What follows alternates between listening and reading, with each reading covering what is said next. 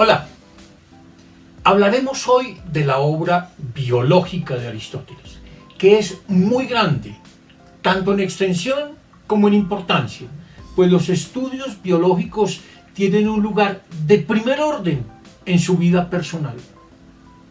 Estudió las plantas y animales durante la mayor parte de su vida, desde su juventud hasta la época de su madurez. Su interés por la vida fue, entre otras cosas, fruto de la tradición familiar. Era natural que quien fue criado en una familia de médicos tuviese un interés especial por la vida, aunque es claro también que por su inclinación fuertemente teórica se hubiera interesado más por la biología como ciencia de la vida que por la medicina como arte de la curación. Todo indica que sus investigaciones biológicas empezaron antes de la época de sus viajes, tras su retiro de la Academia de Platón, pero la mayoría de sus observaciones sobre los animales los hizo en la zona del Egeo Oriental y en lugares cercanos a Asos, a la isla de Lesbos y en general en lugares como Macedonia y Tracia. Y tales observaciones no solo fueron asuntos de ocasión o de distracción, sino la base de construcciones teóricas bastante sólidas. Podemos decir que a pesar de las deficiencias propias de una teoría biológica tan antigua, Aristóteles puso las bases sobre las cuales se desarrolló toda la biología posterior. Veamos por qué. En primer lugar, porque fue él quien definió tanto el campo de investigación como los métodos propios de la biología. Esto es especialmente cierto en un campo, la zoología, es decir, el estudio de los animales, donde él definió los principales campos de investigación y los respectivos métodos de trabajo en áreas tan diversas como la anatomía, la fisiología, la teoría de la reproducción, el comportamiento animal, etc. Aparte de ello, Aristóteles fue el primer gran clasificador del reino animal y muchas de las distinciones establecidas por él siguen vigentes, a pesar del paso de los siglos, aunque muchos de los términos ya hayan cambiado. Así, por ejemplo, su distinción básica entre los animales sanguíneos y no sanguíneos es muy semejante a la distinción que solemos hacer hoy entre vertebrados e invertebrados. De otra parte, muchas de sus observaciones fueron profundamente certeras. La más conocida de ellas, que los cetáceos, como la ballena y el delfín, son mamíferos y no peces, aunque vivan en el agua.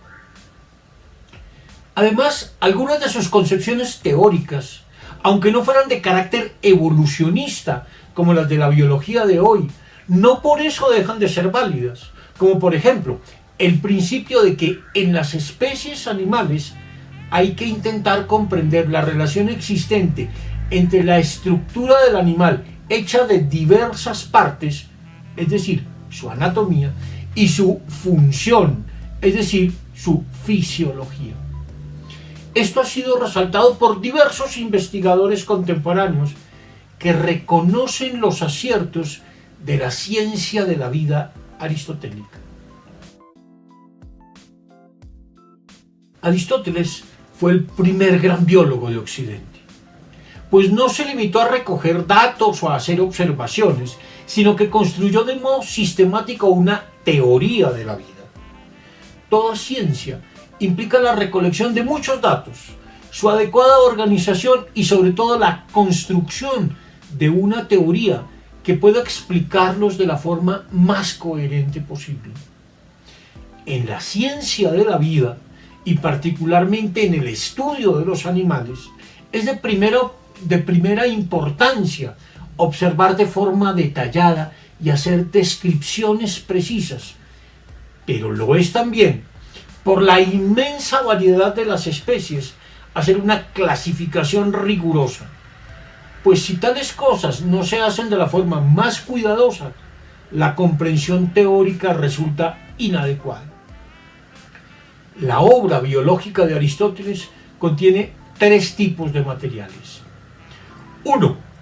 Observaciones directas e indirectas que implican una gran recopilación de datos sobre las diversas especies animales. Un trabajo que hace especialmente en su libro Historia de los Animales. 2. Una clasificación rigurosa del reino animal, que hace particularmente en su libro Partes de los Animales, que constituye la primera gran obra de taxonomía del reino animal. Y 3. Una serie de teorías sobre los principales temas de la biología: la reproducción, la anatomía, la fisiología, el comportamiento animal, etc., en otras obras biológicas y psicológicas. Todo esto hace parte de su esfuerzo por construir una ciencia de la vida sistemática. Esfuerzo que se extiende desde sus obras propiamente biológicas, es decir, sus estudios sobre los animales, hasta sus obras psicológicas, su tratado acerca del alma y los llamados tratados breves de historia natural o Parva Naturalia. Veamos la relación que establece Aristóteles entre biología y psicología.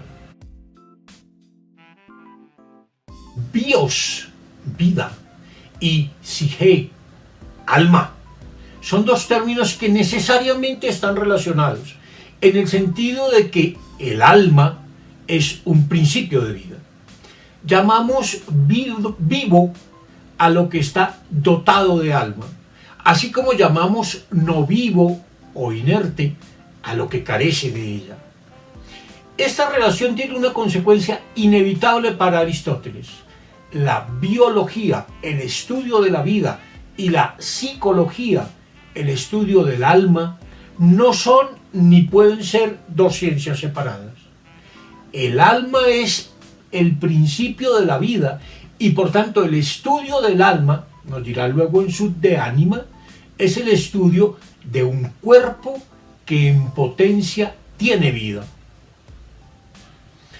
Es muy importante tener en cuenta esto, pues para nosotros ordinariamente el término alma tiene un sentido religioso o metafísico y está vinculado a ideas como la de la inmortalidad del alma, de origen platónico.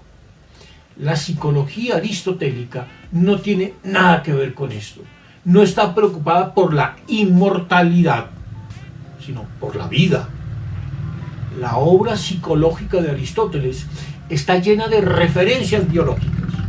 Muchos de los ejemplos que utiliza para explicar su idea del alma son resultado de sus investigaciones sobre las plantas y animales, pues los conocimientos biológicos son la clave para entender a todos los seres animados, incluido el hombre.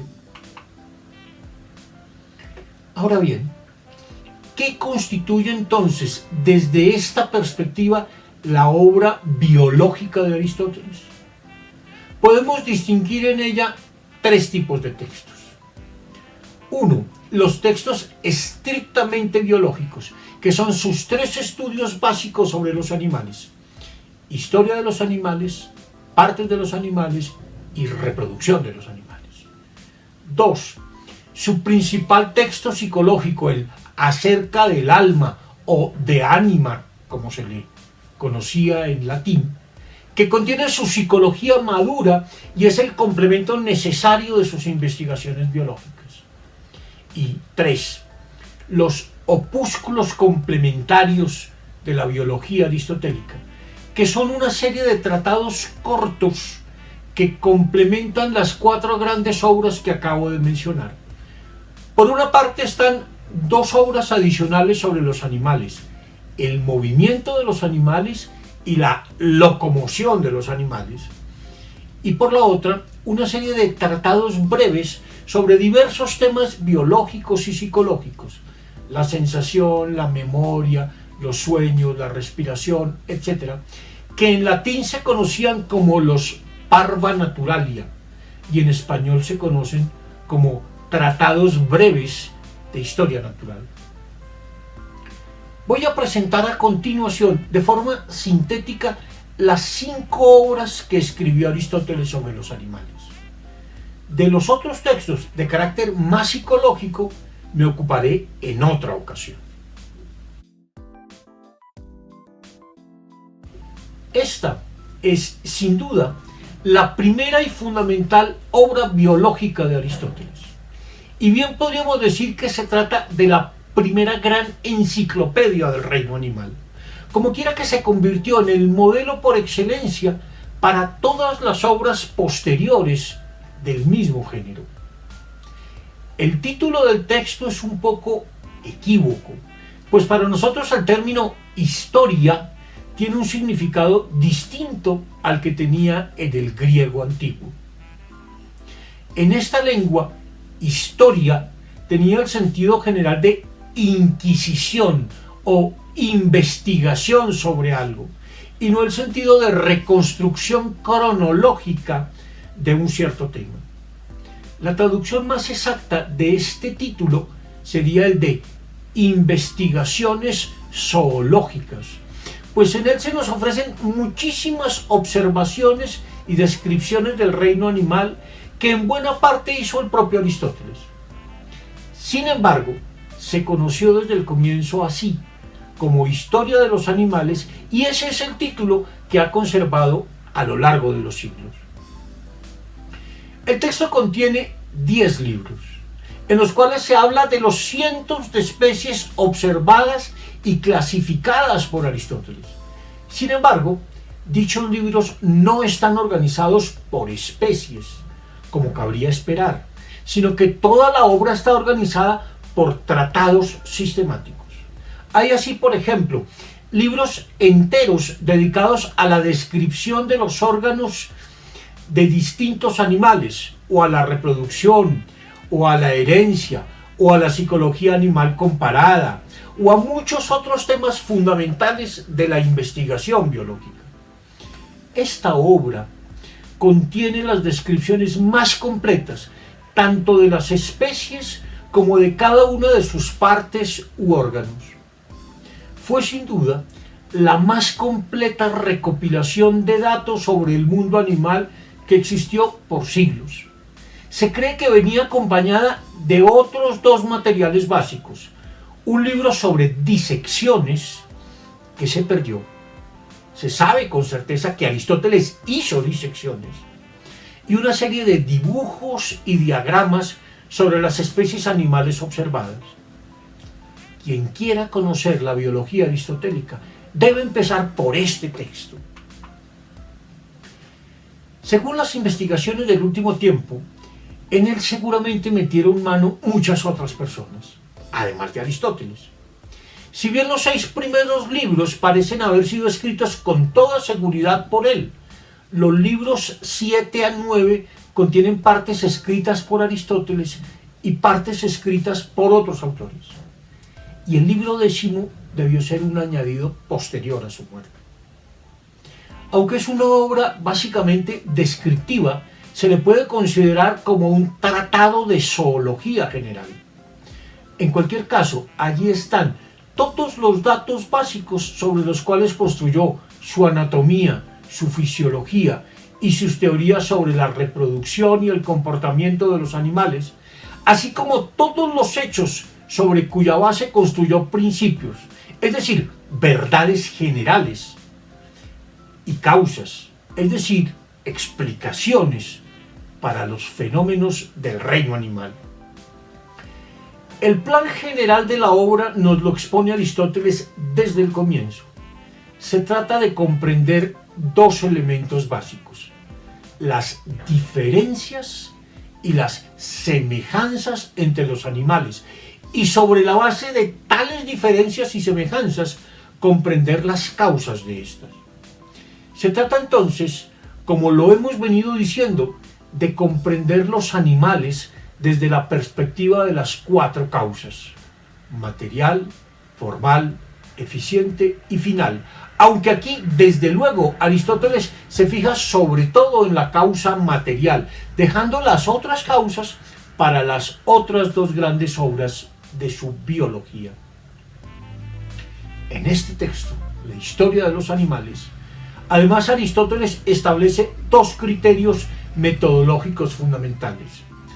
En primer lugar, que hay que empezar por examinar las partes de los animales para pasar de allí a la comprensión de sus funciones. Y en segundo término, que puesto que hay que conocer partiendo de lo ya conocido, hay que empezar por el animal que conocemos mejor, nosotros mismos, los hombres, como efectivamente lo hace a continuación. Este es un texto más descriptivo que explicativo, cuyo estudio se debe complementar con el de otras obras de mayor calado intelectual, como Partes de los animales. Podríamos decir que este es un texto de lo que hoy llamamos anatomía comparada, pero en realidad es más que eso. Es, sin lugar a dudas, la obra más filosófica de las obras biológicas de Aristóteles. Tiene 4 libros. El primero de ellos, una introducción general a la biología, en donde explica el sentido y el método de la investigación sobre el fenómeno de la vida, mientras los otros 3 libros se ocupan de las diversas partes de los animales, tejidos, órganos, miembros, etc., así como de sus funciones. En este libro trata Aristóteles muchas cuestiones importantes para su biología. Por ejemplo, el tipo de explicación causal que se requiere en los estudios zoológicos, en donde se atiende sobre todo a la causa formal y a la causa final. Además, elabora una crítica muy interesante a la taxonomía de corte platónico basada en dicotomías, que él considera demasiado abstracta y poco flexible. También es en este libro donde nos da mayor claridad sobre el método propio de las investigaciones biológicas y donde hace una afirmación más clara de la biología como una ciencia autónoma.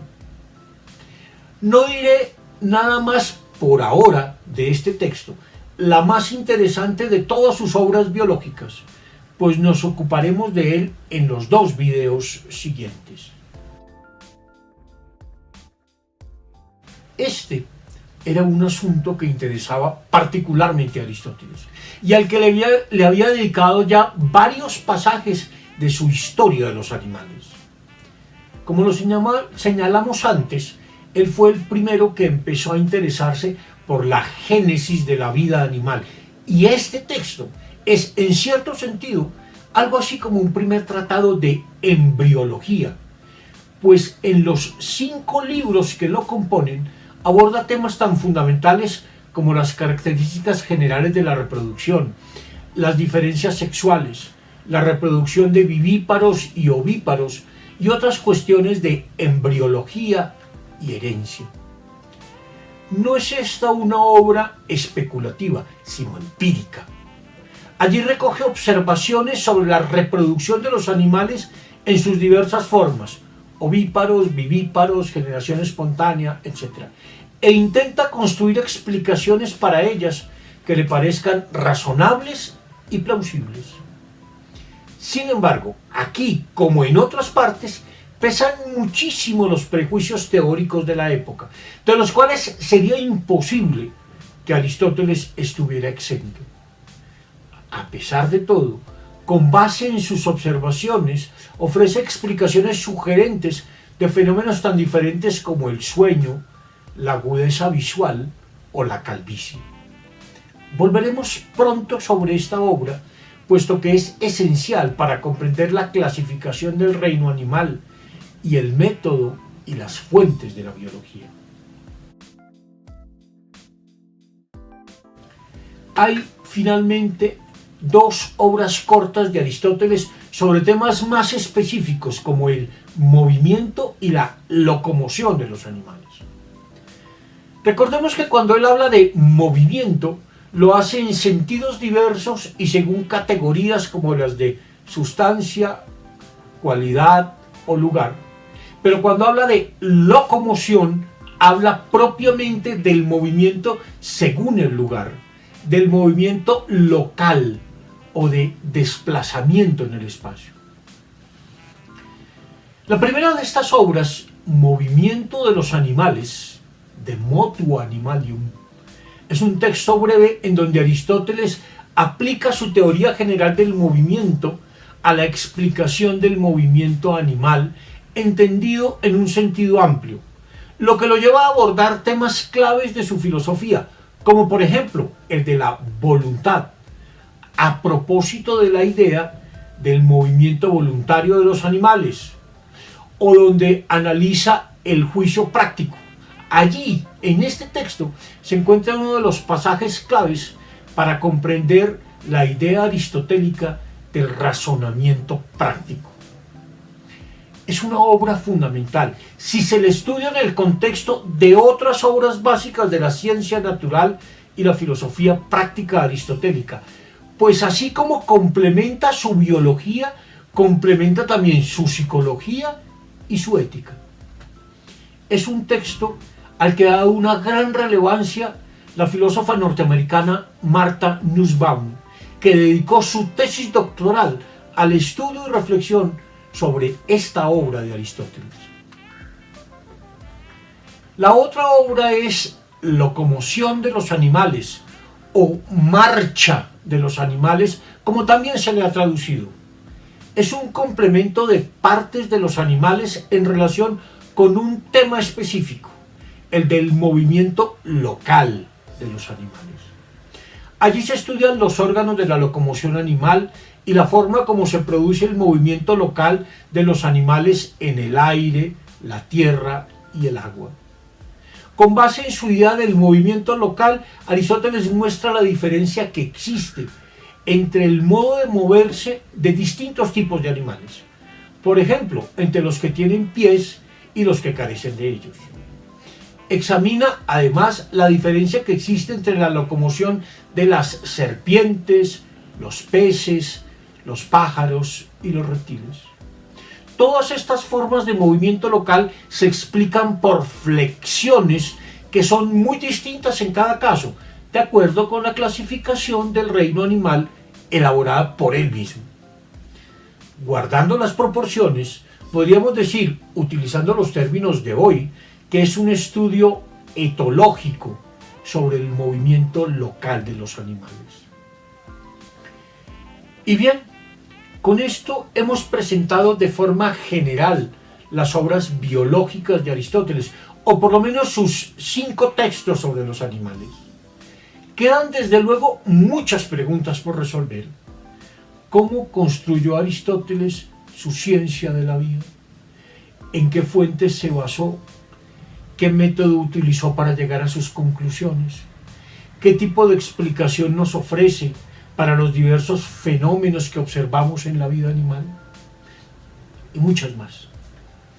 Debemos entonces examinar a continuación tanto el método como las fuentes de la biología aristotélica y sobre todo tendremos que fijar nuestra atención en la explicación teleológica como característica esencial de la ciencia aristotélica.